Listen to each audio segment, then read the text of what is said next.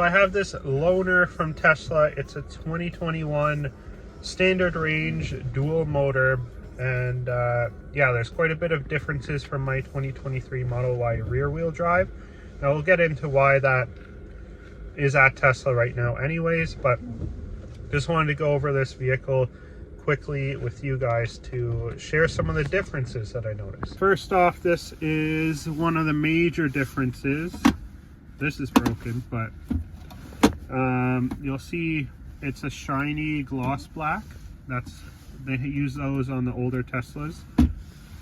And then this phone charging holder actually opens up to give you more access down and below. Just so you guys know, this car has just around 60,000 kilometers on it, and I believe it was bought back from Tesla for whatever reason, either a trade-in or something, because it's got these red painted over brake calipers which are flaking off. The center console there is broken. There's a few flaws with it, paint chips, things like that. And again, the shiny gloss black here and here. Steering wheel and all of that looks the same still. Interior wise, of course, the same, pretty standard Model Y finishes. And this one here has full self-driving and has basically all those software upgrades. It accelerates much quicker than the Model Y because it is a dual motor. So to start a loaner car or a brand new car, you're just gonna take your Tesla key, place it right there, you're good to go. Then you can set up your phone key if you want.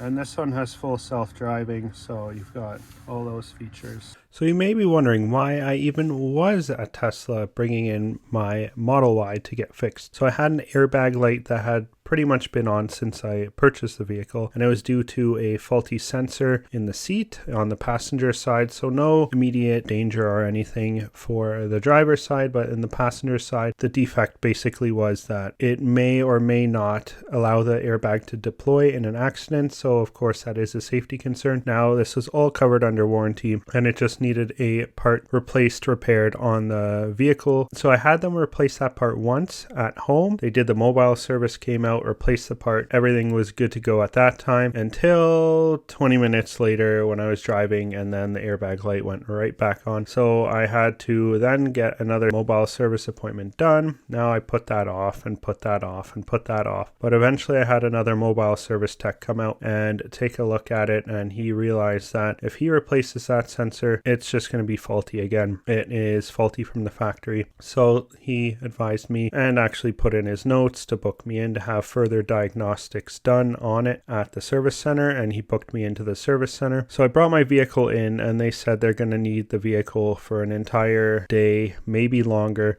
So they gave me $130 Uber credits in order to get home that day. And then they called me later on and said, we're actually going to need the vehicle in for another day. So we're going to give you Uber credits for the next day to come in and pick up a loaner vehicle. And they gave me the Model Y. That's basically how I got to that point. And then they told me it's going to be 4 days in the shop until a new part comes in, or I could pick up the car. But I said, nah, I'm just going to take the loaner, drive the loaner, make a video on my experience here. But anyways, I ended up getting the part the next day and just replacing it right then and there. Now I have no issues. So no airbag light. It's been 4 days since it's been replaced. I've been driving it. Issue has not popped up. So I'm pretty confident I'm good to go now. No more issues with the vehicle. Now that's the only one minor issue. It was a bit of an inconvenience to get it there and back and Ubering around and blah blah blah. But overall, I'd say I'm very satisfied with the service. The fact that they actually give me Uber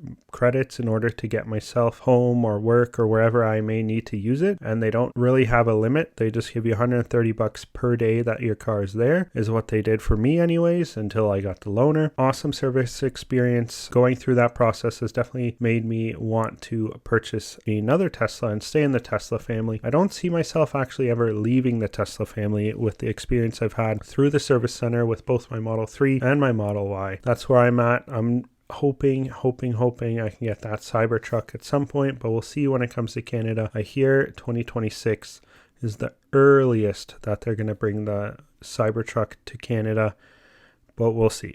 We'll see how that changes, how things go, and all of that. Anyways, if you enjoyed this video and you want to check out some more videos on the channel, click over here. If you need any discounts for any Tesla products like Daily Lab or the MagBack chargers, stay tuned for videos on those, by the way. There is links in the descriptions to that and Tesloid and a bunch of other awesome Tesla accessory manufacturers in the description down below. Make sure to subscribe and stay tuned for the next video.